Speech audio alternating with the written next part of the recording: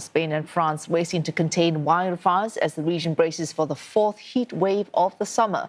Soaring temperatures threaten to fuel fresh flare-ups after the blazes forced tens of thousands to evacuate. Conditions have improved around Madrid and Avia, but Spanish Prime Minister Pedro Sanchez says 10 wildfires are still active, including one out of control in Castellón.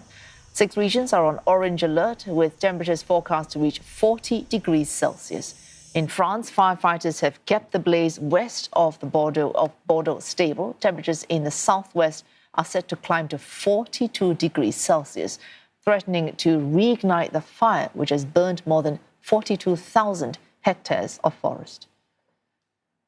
Ross Cullen covering the story for CNA. He's live from an evacuation centre in Bordeaux in France. Ross, how much of a threat does the looming heatwave pose to attempts to control wildfires?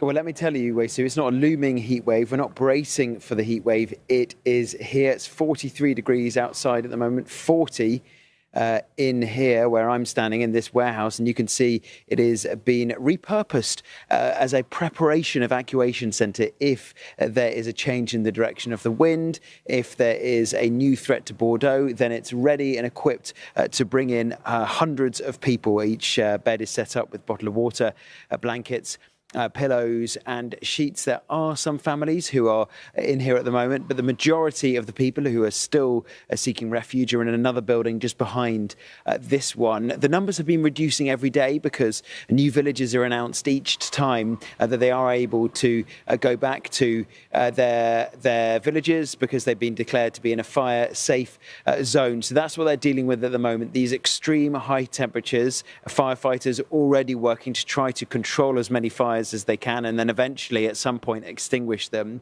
But trying to control them when it is very dry, when the vegetation is very flammable and when it's 43 degrees Celsius is extremely difficult.